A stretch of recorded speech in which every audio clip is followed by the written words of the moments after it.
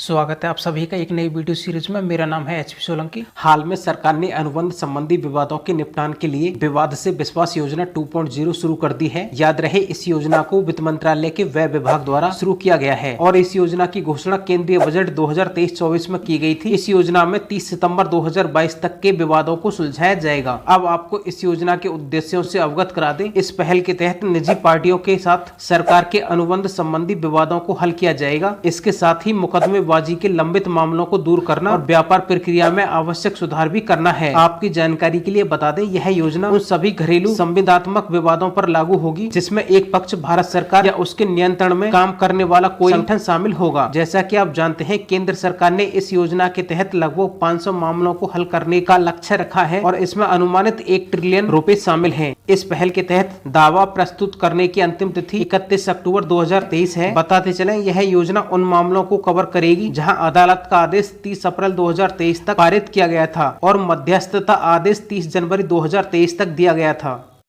हाल ही में चेन्नई में भौगोलिक संकेत रजिस्ट्री द्वारा देश के 7 उत्पादों को भौगोलिक संकेत यानी जीआई टैग दिया गया है। इसमें गोवा, राजस्थान व उत्तर प्रदेश राज्यों के प्रमुख उत्पाद शामिल हैं। जीआई टैग प्राप्तकर्ता उत्पाद इस प्रकार हैं: गोवा मानकुराद आम, गोवान बेबिंका, जलेश्वर धातु शिल्प, उदयपुर कोफ्तगारी धातु शिल्प, बीकानेर कासीदाकारी शिल्प, जोधपुर बंधेज शिल्प, बीकानेर उस्ता कला शिल्प। अब सभी उत्पादों का एक एक करके परिचय देख लेते हैं। मानकुराद आम, इसे मेलकुराडा और गोवा मांकुर के नाम से भी जाना जाता है। इसे पुर्तगालियों द्वारा मालकोराडा नाम दिया गया था, जिसका अर्थ है खराब रंग वाला, लेकिन बाद में यह कोंकणी में मानमुराद आमो बन गया। इसी प्रकार गोवा बेम्बिका, यह एक पारंपरिक इंडो पुर्तगाली हलवा है। इसे क्यून ऑफ गोवा डेजर्ट भी कहा जाता है। इसी प्रकार जलेश्वर धातु शिल्प को देखें तो उत्तर प्रदेश के एटा जिले के जलेसर में 1200 से अधिक छोटी इकाइयां इस शिल्प में लगी हुई हैं, जिनमें घुंघरू, घंटियां व अन्य सजावटी धातु शिल्प और पीतल के बर्तन शामिल हैं। थातेरा समुदाय, जो हाथूरास नामक मोहल्ले में रहता है, ये उत्पाद बनाता है। अब उदयपुर कोस्तगारी मेटल क्राफ्ट को देखें तो इसमें हथियारों को डिजाइन तैयार करने, गर्म करने और फिर ठंडा करने की एक जटिल प्रक्रिया द्वारा उत्कृष्ट रूप से अलंकृत किया जाता है। इसमें धातु में सोने और चांदी के तार को शामिल किया जाता है। अगर बीकानेर कासीदाकारी शिल्प को देखें तो इसे पारंपरिक रूप से विभिन्न प्रकार के महीन टांके और ग्लास वर्क के साथ कपास, रेशम या मखमल पर बनाया जाता है।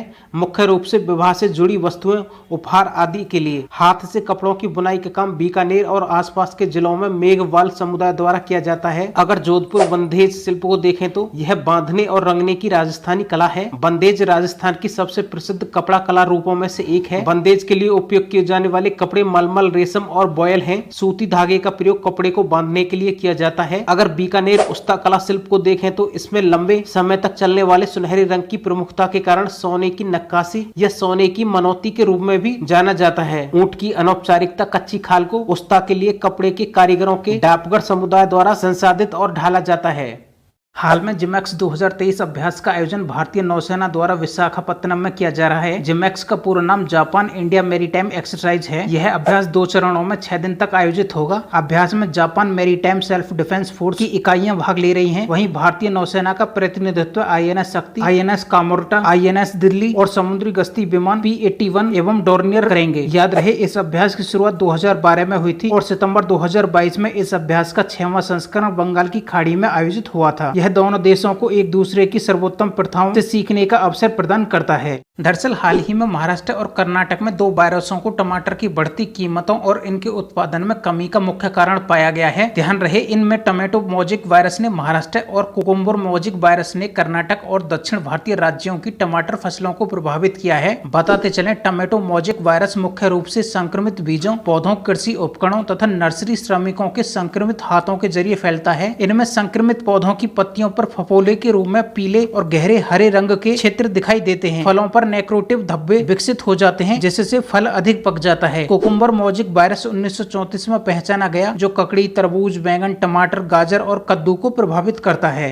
हाल में नई दिल्ली में ग्रीन हाइड्रोजन पर एक अंतर्राष्ट्रीय सम्मेलन आयोजित किया गया है। बताते चलें, इसका उद्देश्य ग्रीन हाइड्रोजन के विकास और तैनाती के प्रति भारत की प्रतिबद्धता पर चर्चा करना है। दरअसल नवीन और नवीकरणीय ऊर्जा मंत्रालय हरित हाइड्रोजन के भंडारण और परिवहन तंत्र तथा लागत प्रभावशीलता का समाधान कर रहा है। जैसे कि भारत ने 2030 तक 5 मिलियन मीट्रिक टन हरित हाइड्रोजन उत्पादन का लक्ष्य रखा है। ध्यान रहे, भारत ने एक रोड मैप तैयार किया है जिसके तहत भारत हरित हाइड्रोजन का 70% निर्यात करेगा और 30% घरेलू उपयोग करेगा। हरित हाइड्रोजन को पवन, सौर और जल विद्युत जैसे नवीकरणीय ऊर्जा स्रोतों का उपयोग करके उत्पादित किया जाता है।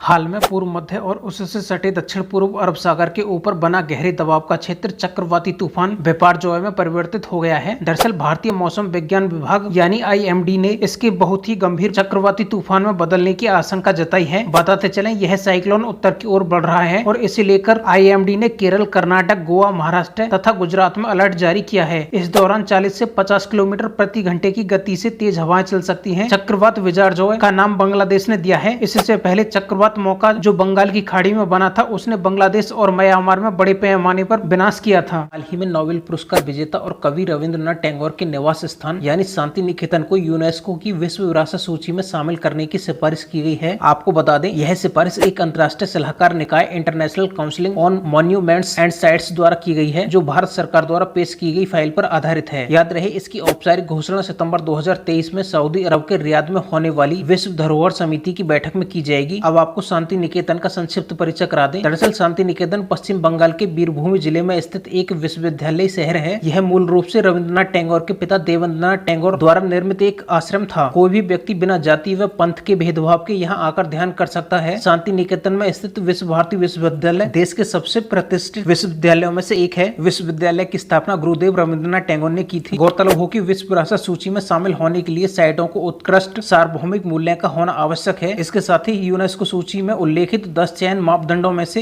कम एक को पूरा करना आवश्यक है। शांति निकेतन यदि चुना जाता है तो यह यूनेस्को की सूची में जगह बनाने वाला पश्चिम बंगाल का दूसरा सांस्कृतिक प्रतीक होगा। बता दें, यूनेस्को ने 2021 में मानवता की अमूर्त सांस्कृतिक विरासत की सूची में कोलकाता की दुर्गा पूजा को शामिल किया था। अब आपको international council on monuments and sites का संक्षिप्त परिचय करा दें। यह यूनेस्को वर्ल्ड हेरिटेज सेंटर की एक सलाहकार संस्था है। इसकी स्थापना 1965 में वेनिस के चार्टर को अपनाने के साथ हुई थी। यह फ्रांस स्थित अंतर्राष्ट्रीय सांस्कृतिक निकाय है जिसमें पेशेवर, विशेषज्ञ, स्थानीय अधिकारियों, कंपनियों और विरासत संगठनों के प्रतिनिधि शामिल हैं। यह वैश्विक वास्तुकला और परिदृश्य विरासत के संरक्षण और वृद्धि के लिए समर्पित है।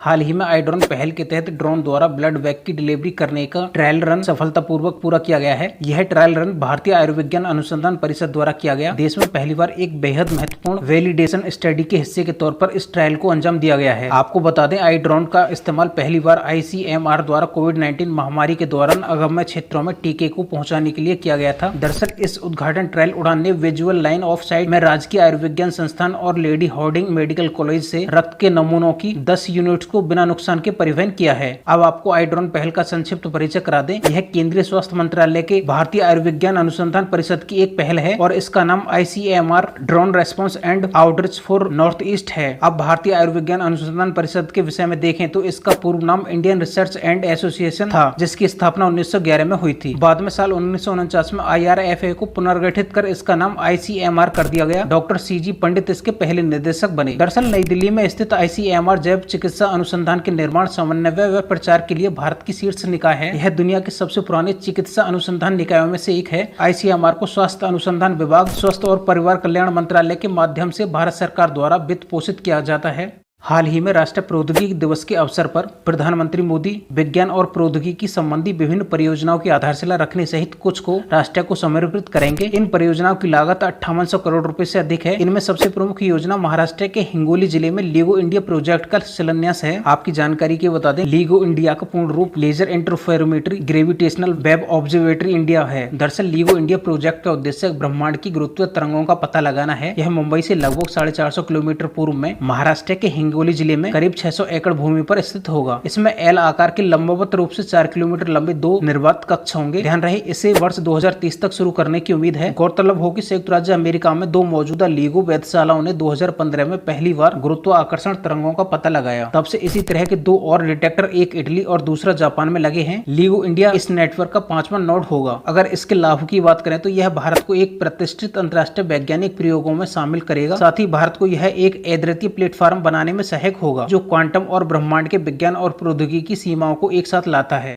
हाल में सरकार ने पीएम श्री योजना के तहत 6,648 स्कूलों को उत्कृष्ट बनाने के लिए चयनित किया है। बताते चलें, इस केंद्र प्रायोजित योजना की शुरुआत 5 सितंबर 2022 को हुई थी। याद रहे, यह योजना राष्ट्रीय शिक्षा नीति 2020 के लक्ष्यों को पूरा करने के लिए 14,500 स्कूलों को अपग्रेड करेगी। इसके लिए 27,360 करोड़ रुपए के बजट की व्यवस्था की गई है। इस योजना से 1.8 मिलियन छात्रों के लाभान्वित होने की उम्मीद है। शिक्षा मंत्रालय के अनुसार चयनित स्कूलों में उत्तर प्रदेश के 928, आंध्र प्रदेश के 662, तेलंगाना के 543 और महाराष्ट्र के 416 शामिल हैं।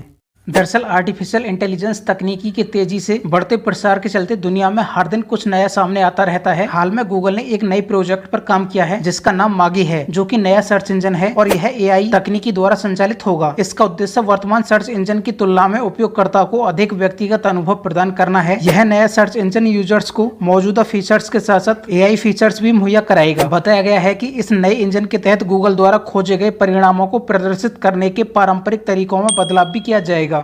दरअसल वर्तमान में गेहूं की फसल पर एक बड़ी महामारी का खतरा मंडरा रहा है, जो वैश्विक स्तर पर खाद्य सुरक्षा को खतरे में डाल सकती है। इस महामारी का नाम व्हीट ब्लास्ट पैंडेमिक है। वर्तमान में यह महामारी दक्षिण अमेरिका, एशिया और अफ्रीका में फैल गई है और हाल में वैज्ञानिकों ने रोग की उत्पत्ति का विश्लेषण करने के लिए कवक के 500 नमूनों को संग्रहित किया है। आपकी जानकारी के लिए बता दें, व्हीट ब्लास्ट कवक से फैलने वाला संक्रामक रोग है। इस कवक का नाम मैग्रापोर्थ ओरेजा है। इसका सर्वाधिक प्रतिकूल प्रभाव गेहूं और चावल पर होता है। पहली बार इसे ब्राजील में 1980 के दशक में गेहूं की फसल पर देखा गया और एशिया महाद्वीप में 2016 में बांग्लादेश में इसकी पुष्टि हुई थी। हाल में केंद्रीय मंत्रिमंडल ने राष्ट्रीय क्वांटम मिशन को मंजूरी दे दी है। बताते चलें, यह मिशन क्वांटम कंप्यूटिंग प्रौद्योगिकी और संबंधित अनुप्रयोगों के अनुसंधान के विकास के लिए 6,000 करोड़ रुपए की वित्तीय सहायता प्रदान करेगा। दरअसल इस मिशन के तहत क्वांटम कंप्यूटर्स का विकास किया जाएगा, जिनकी गति वर्तमान कंप्यूटर की तुलना में बहुत अधिक है। याद रहे, केंद्र सरकार ने वित्तीय वर्ष 2023-24 में इस मिशन के लिए 8,000 करोड़ रुपए का बजट तय किया है। गौरतलब हो, क्वांटम कंप्यूटर की क्षमता इकाई क्यूबिट है। इसके अलावा इस राष्ट्रीय क्वांटम मिशन के तहत भारत की सीमा के अंदर लगभग 20,000 किलोमीटर की रेंज में सैटेलाइट आधारित सुरक्षित क्वांटम कम्युनिकेशन का विकास किया जाएगा। हाल में राष्ट्रीय स्वास्थ्य प्राधिकरण ने खुले समुदाय से योगदानकर्ताओं और डेवलपर्स को आमंत्रित किया है। बताते चलें, HCX का अर्थ हेल्थ क्लेम एक्सचेंज है। इसका उद्देश्य देश में स्वास्थ्य बीमा दावों संबंधित प्रमुख चुनौतियों से निपटने की समूची प्रक्रिया को सुविधाजनक बनाना है। याद रहे, यह विशेष तौर पर स्वास्थ्य बीमा क्षेत्र और स्वास्थ्य सुविधा उपलब्ध कराने वालों से संबंधित है। दरअसल राष्ट्रीय स्वास्थ्य प्राधिकरण ने सितम्बर 2022 में HCX को आयुष्मान भारत डिजिटल मिशन के तहत एक नई पहल के तौर पर शुरू किया था। HCX स्वास्थ्य से संबंधित कामकाज के बोझ को कम कर पारदर्शिता और नियम आधारित प्रक्रिया के जरिए विश्वास को बढ़ाएगा। हाल में 30 से अधिक भारतीय शहर सिटी नेचर चैलेंज में भाग लेंगे। बताते चलें, यह ऐप आधारित प्रतियोगिता है जो प्रकृति के अवलोकन को रिकॉर्ड करती है। The Bombay natural history society, world wide for nature India और नेचुरलिस्ट स्कूल ने इस आयोजन का नेतृत्व करने के लिए भागीदारी की है। बताते चलें, इस पहल के तहत प्रतिभागी आई नेचुरल लिस्ट ऐप का उपयोग प्राकृतिक वनस्पतियों और जीवों की तस्वीर क्लिक करने और अपलोड करने के लिए कर सकते हैं। स्मरण रहे, यह ऐप प्रजाति का नाम का सुझाव देने के लिए आर्टिफिशियल इंटेलिजेंस का उपयोग करता है और इन सुझावों की पुष्टि करने के लिए समुदाय के सदस्य भी सहयोग करेंगे। हाल में पीएम मोदी ने नई दिल्ली में पहले वैश्विक बौद्ध शिखर सम्मेलन का उद्घाटन किया है। आपको अवगत करा दें, इस 2 दिवसीय शिखर सम्मेलन का आयोजन संस्कृति मंत्रालय और अंतर्राष्ट्रीय बौद्ध परिसंघ की संयुक्त मेजबानी में किया जा रहा है। इस सम्मेलन में 4 विषयों पर चर्चा होगी: बुद्ध धम्म और शांति, बुद्ध धम्म पर्यावरण संकट, स्वास्थ्य और स्थिरता, नालंदा बौद्ध परंपरा का संरक्षण, बुद्ध धम्म तीर्थ यात्रा, जीवंत विरासत और बुद्ध अवशेष। दरअसल इस सम्मेलन का उद्देश्य बौद्ध विद्वानों और धर्म गुरुओं के लिए एक मंच स्थापित करना है। इसके साथ ही यह वैश्विक शिखर सम्मेलन बौद्ध धर्म में भारत के महत्व को चिन्हित करेगा, क्योंकि बुद्ध धर्म का जन्म भारत में हुआ था।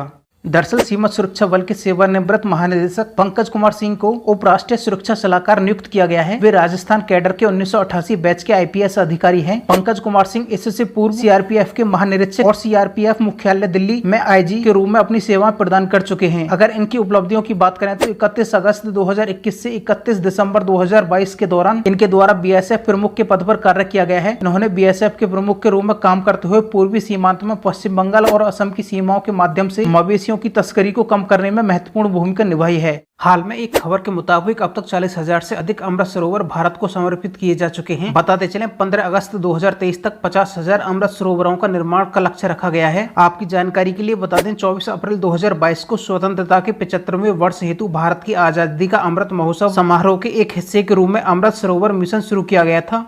इस मिशन का उद्देश्य ग्रामीण क्षेत्रों में जल संकट को दूर करने के लिए भारत के प्रत्येक जिले में कम से कम 75 अमृत सरोवरों का निर्माण और कायाकल्प करना है और जन भागीदारी इस मिशन का प्रमुख लक्ष्य है। इसमें हर स्तर पर जन भागीदारी की विशेष भूमिका होगी। हाल में पश्चिम बंगाल में भारत और अमेरिका की वायुसेनाओं के बीच एक युद्ध अभ्यास का आयोजन किया जा रहा है। याद रहे दोनों देशों के बीच ऑफ इंडिया श्रृंखला के तहत यह अभ्यास होगा। इस अभ्यास का आयोजन पश्चिम बंगाल के कलाईकुंडा हवाई अड्डे पर किया जा रहा है। इसमें भारतीय दल का प्रतिनिधित्व सुखोई 30 MKI और अन्य आधुनिक बेड़े के अन्य लड़ाकू विमान करेंगे। इस अभ्यास में स्वदेश रूप से निर्मित हल्के लड़ाकू हेलीकॉप्टर तेजस को भी मैदान में उतारा जा सकता है। वहीं अमेरिकी वायुसेना के F-15 स्ट्राइक ईगल लड़ाकू विमान का एक स्क्वाड्रन इसमें शामिल है। याद रहे ऑफ इंडिया एक द्विपक्षीय अभ्यास है और इसकी शुरुआत 2004 में हुई थी। पहला अभ्यास एक लड़ाकू प्रशिक्षण अभ्यास के रूप में भारत के ग्वालियर एयर स्टेशन पर हुआ था। हाल में अभ्यास कवच 2023 का समापन हुआ है। इसका आयोजन भारतीय सशस्त्र बल की एकमात्र त्रिसेवा कमान अंडमान और निकोबार कमांड के तत्वाधान में किया गया था। बताते चले इस अभ्यास में भारतीय सेना, नौसेना, वायुसेना एवं तटरक्षक बल ने भाग लिया है। इसका उद्देश्य संयुक्त युद्ध अभ्यासों और मानक संचालन प्रक्रियाओं को ठीक करना और सेनाओं के बीच अंतर परिचालन व संचालन तालमेल को बढ़ाना है। इसमें समुद्री निगरानी संसाधनों के इस्तेमाल में तालमेल कायम करना, वायु एवं समुद्री हमलों, वायु रक्षा, पनडुब्बी एवं लैंडिंग ऑपरेशनों से संबंधित अनुप्रयोगों को शामिल किया गया है। हाल में इसरो और उसके सहयोगियों ने रीयूजेबल लॉन्च व्हीकल स्वायत्त लैंडिंग मिशन का सफलतापूर्वक संचालन किया है। बताते चलें इसे कर्नाटक के चित्रदुर्ग जिले में DRDO के वैमानिक प्रशिक्षण रेंज में आयोजित किया गया है। रीयूजेबल लॉन्च व्हीकल यानी RLV मिशन का उद्देश्य अंतरिक्ष में कम लागत की पहुंच प्राप्त करना तथा नवीनतम प्रौद्योगिकी को विकसित करना है। यह एक प्रकार का अंतरिक्ष यान है जिसे अंतरिक्ष में कई बार लॉन्च करने के लिए डिजाइन किया गया है और इसका मकसद प्रक्षेपण वाहनों को स्वयं अधिक लागत प्रभावी और सक्षम बनाकर अंतरिक्ष यात्रा की लागत को कम करना है। बताते चले इसरो ने RLV को एक वायुयान की आकृति में डिजाइन किया है। इसका प्रयोग निम्न प्रौद्योगिकियों को विकसित करने में किया जाएगा जैसे हाइपरसोनिक फ्लाइट, ऑटोनोमस लैंडिंग और रिटर्न फ्लाइट एक्सपेरिमेंट आदि।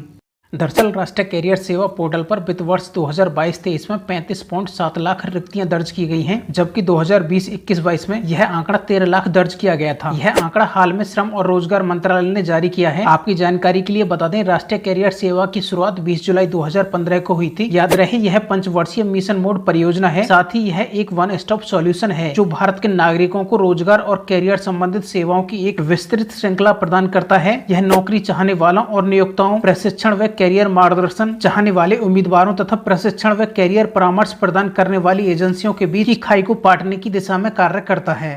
हाल में अभ्यास ओरियन 2023 का आयोजन फ्रांस के मांट डे मार्सन में किया गया है। यह बहुपक्षीय अंतर्राष्ट्रीय अभ्यास है जिसमें भारतीय वायुसेना की टुकड़ी ने भाग लिया है। साथ ही इस अभ्यास में Germany, Greece, Italy, Netherlands, Britain, Spain और अमेरिका की वायुसेना ने हिस्सेदारी की है। बताते चले भारत की तरफ से राफेल विमान, 2 C-17 और 2 II-78 विमान तथा 165 वायुसैनिक शामिल हुए हैं। यह अभ्यास अन्य देशों की वायुसेनाओं से सर्वोत्तम कार्य प्रणालियों को आत्मसात करके भारतीय वायुसेना को और समृद्ध करेगा। बता दें भारतीय वायुसेना में शामिल हुए राफेल विमानों के लिए यह पहला विदेशी अभ्यास होगा।